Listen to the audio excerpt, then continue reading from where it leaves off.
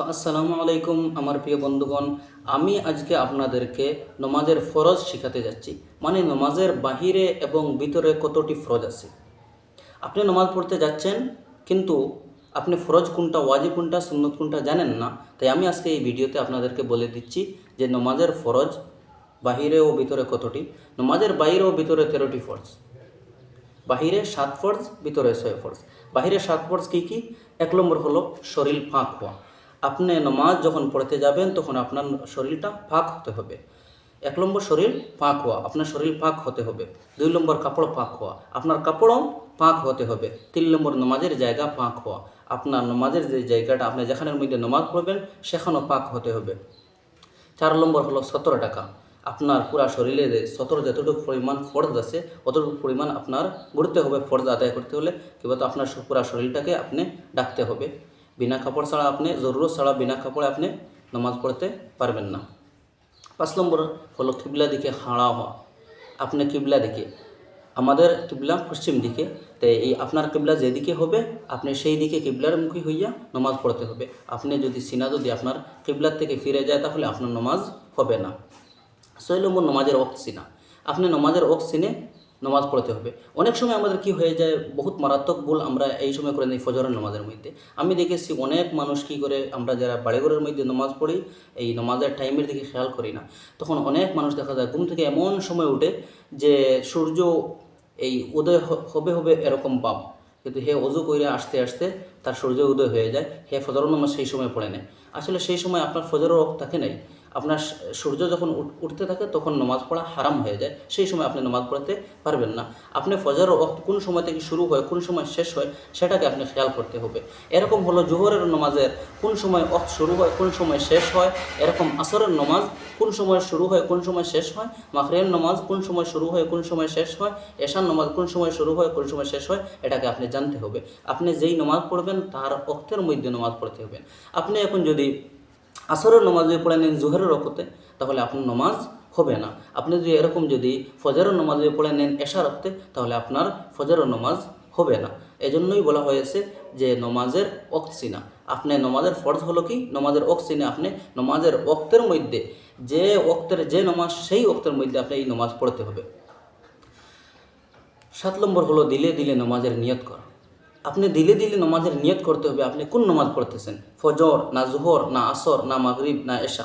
আপনি হঠাৎ করে দাঁড়িয়ে গেলেন আল্লাহু আকবার বলে, আপনার নমাজের মধ্যে দিলে দিলে এসে গেল যে আমি আসরের নমাজ পড়তেছি।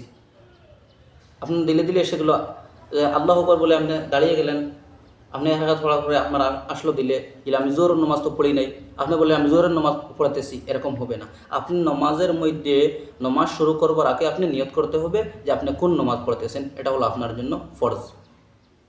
এরপরে হলো, এটা তো আমি বলে দিলাম বাহিরের ফরজ, মানে এখনও পর্যন্ত আপনি নমাজের মধ্যে নমাজ শুরু করেন নাই, নমাজের আগে 7 ফরজ,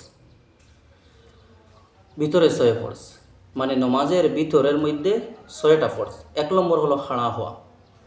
আপনি নমাজের মধ্যে খাড়া হইতে হবে। এখানের মধ্যে অনেক মানুষ ভুল করে নেয়। আমি দেখলাম অনেক মানুষ সুস্থ থাকে কিন্তু কি করে, বসে বসে নামাজ পড়া শুরু করে দেয় ফরজ নামাজ।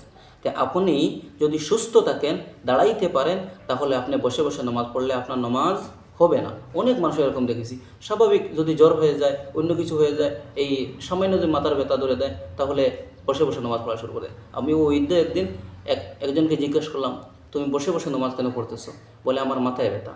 আমি বললাম মাথায় ব্যথা তো তুমি দেখা, এমনি তো তুমি হাঁটতে পারো, চলতে পারো, সব কিছু করতে পারো, কিন্তু তুমি নামাজ পড়ার সময় তোমার মাথায় ব্যথার কারণে তুমি বসে বসে নামাজ পড়ো, তোমার এরকম নামাজ হবে না। কারণ নামাজের মধ্যে খাড়া হওয়া হলো ফরজ, আর আপনি যদি খাড়া হন না তাহলে ফরজ আদায় হবে না, আর যদি ফরজ আদায় হয় না তাহলে আপনার নামাজ হবে না। 2 নম্বর হলো তাকবীরে তাহরিমা বলা। এই যে আমরা আল্লাহু আকবার বলে যেটা তাকবীর বলে, এই আল্লাহু আকবার প্রথমে নামাজ শুরু করার সঙ্গে সঙ্গে আমরা যে আল্লাহু আকবার বলি, এই আল্লাহু আকবার বলা হলো ফরজ। অনেক মানুষ আছে এরকম আল্লাহু আকবার বলেই না, শুধু হাতটা উঠে না। হাত উঠানো ফরজ নয়, কিন্তু তাকবীর বলাটা হলো ফরজ, মানে তাকবীরে তাহরিমা অর্থাৎ প্রথম যে তাকবীরটা বলা হয় আল্লাহু আকবার, সেটা নামাজের মধ্যে বলা ফরজ। যদি আপনি এটা বলেন না তাহলে আপনার নামাজ হবে না। 3 নম্বর হলো কিরাত পড়া। আপনি কিরাত পড়তে হবে নামাজের মধ্যে, কোরআন শরীফের যেখান থেকেই হোক না কেন আপনার জন্য হলো কেরাত পড়া ফরজ। 4 নম্বর হলো রুকু করা।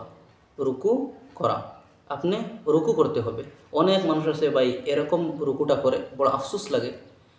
এই যে নামাজের মধ্যে আছে, এই শুধু হাঁটুর মধ্যে লাগিয়ে সিজদার মধ্যে চলে যায়। তো এরকম আপনি যদি করেন তাহলে আপনার হবে না। আপনি রুকুটাকে সুন্দরভাবে করতে হবে, 3 তসবিহ পরিমাণ আপনি সুন্দরভাবে আদায় করতে হবে। আপনি রুকুর মধ্যে যেরকম রুকুর মধ্যে যান, এরকম আস্তে আস্তে সুন্দর করে আপনি রুকু করতে হবে। শুধু যে হাতটা লাগিয়ে যদি আপনি চলে যান যদি, তাহলে এরকম আপনার রুকু আদায় হবে না। 5 নম্বর হলো সজদা করা। এই সজদা করাও হলো ফরজ। আপনি সজদাটাকে সুন্দরভাবে আদায় করতে হবে।